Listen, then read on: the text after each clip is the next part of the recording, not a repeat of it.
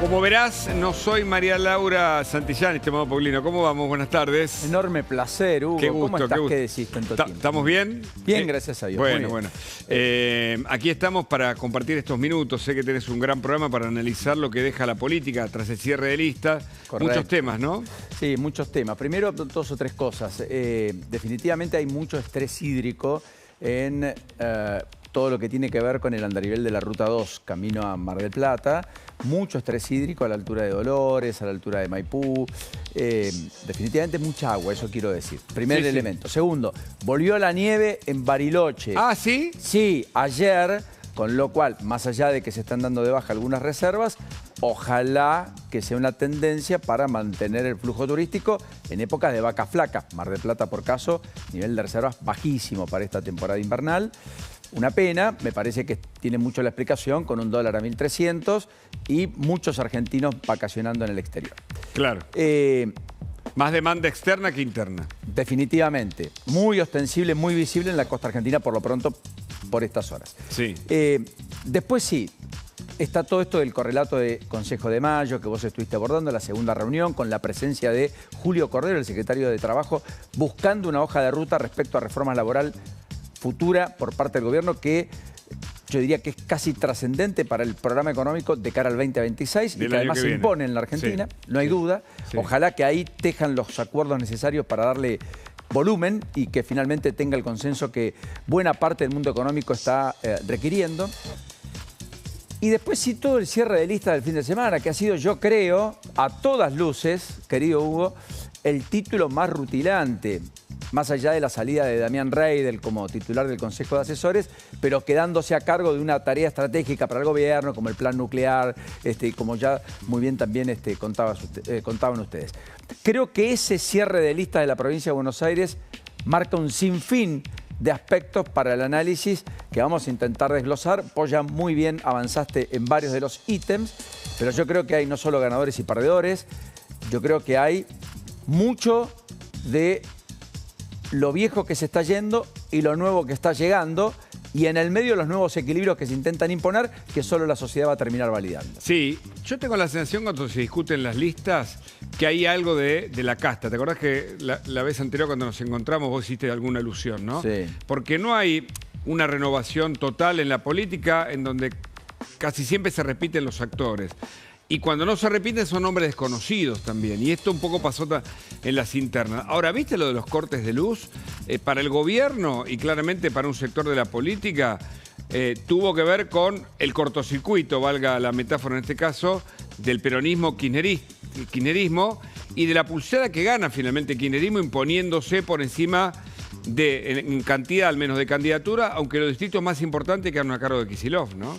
Sí, yo creo que ahí se tejió un trabajoso equilibrio de fuerzas, pongámoslo en estos términos. Sí.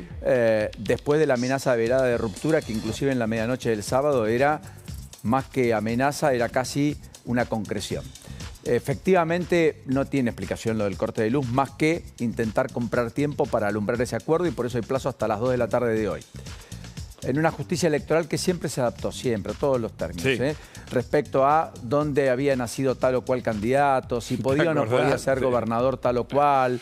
Fíjate que en las listas, no sé, vengo de Mar del Plata, por ejemplo, uno de los protagonistas de la política de Mar del Plata es Alejandro Rabinovich, que es senador por la 5ª sección electoral. Bueno, ahora va a ir a renovar la banca, pero como diputado a la 2ª sección electoral. Distrito donde no sé cuál es el anclaje que pueda tener Rabinovich, pero finalmente es dirigente del PRO, que entró dentro del acuerdo con la Libertad Avanza y va a buscar seguir siendo parte de la legislatura. Esto no dice otra cosa que no sea que esto es una práctica habitual en el peronismo y quienes están fuera del peronismo. Totalmente. Es una práctica de la política, ¿sí? Ahora, ese aspecto del corte de luz y demás es peronismo explícito. Eso olvidate, digamos. No hay duda. Y yo te dije alguna vez, hasta las 23:59, cuando vos ponés la firma y sos candidato, hasta ese momento todo el que pudiera hacerlo no lo es. Salvo cuando aparece y la firma se estampó. Claro. Y eso va a ocurrir incluso hoy. Hay todavía duda y misterio sobre si Mayra Mendoza va a ser la tercera candidata o no en la 3ª sección electoral. El kirchnerismo dice que sí, otros dicen que no. Claro. A las 14 tendremos que tener la firma. Vos no sé, Maxi, si ya tenés confirmado eso, perdón. Firma que va a estar como tercera en la lista.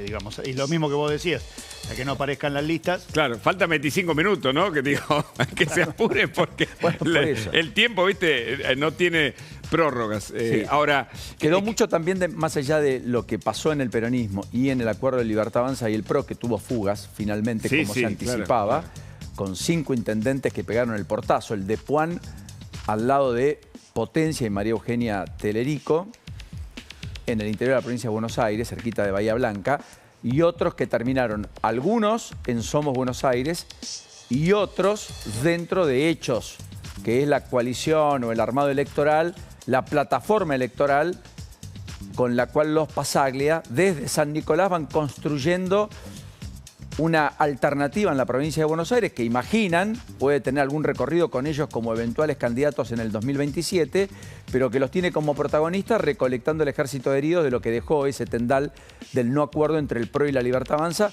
logrando incorporar figuras relevantes para en la segunda sección electoral tener más vuelo y tener mucha competitividad, como Javier Claro. Martínez, el intendente de Junín, sin ir más lejos.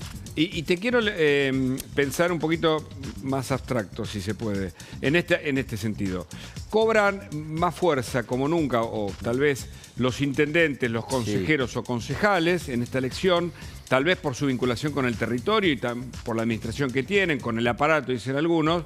Pero por otro lado, algunos analistas dicen, che, pero mirá que se va a votar Milei sí, Milei no. Se va a nacionalizar la elección de Buenos Aires, que tiene a 20 millones de electores en total, 17 en la provincia, 3 en la ciudad, de los 47 millones argentinos que somos en total. ¿Qué ves en ese escenario?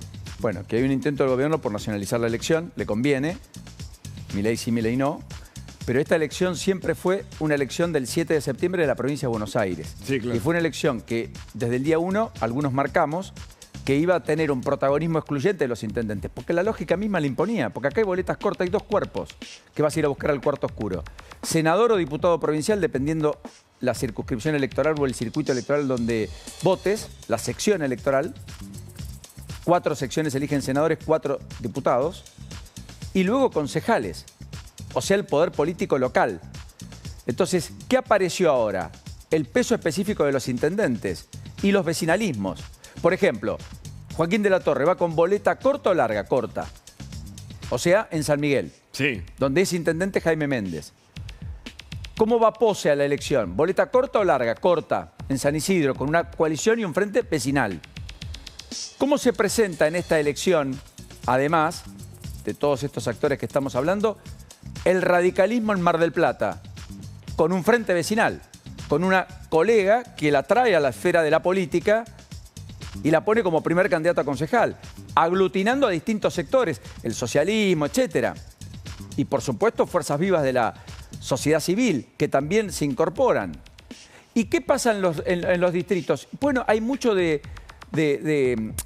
digamos, de realismo político local. La coalición cívica, ¿dónde tributa? En Somos Buenos Aires. Sin embargo, Somos Buenos Aires no tiene lista corta en Mar del Plata. Le dejó ese espacio al armado de Maximiliano Abad desde el radicalismo. Claro. Pero la coalición cívica terminó aliada a quién? A Montenegro, que es el intendente, y a la Libertad Avanza. En ese lugar donde tiene 3 concejales, pone una banca en juego. Esa banca no la va a buscar, pero el compromiso es tener más participación y probablemente alguna secretaría dentro del gobierno municipal, que ya no será de Guillermo Montenegro a partir del 10 de diciembre en Mar del Plata. En este escenario, en este tablero que planteas muy bien, con definiciones y datos muy precisos, te diría que también, tal vez esto sea un rebote de la llamada crisis de representatividad.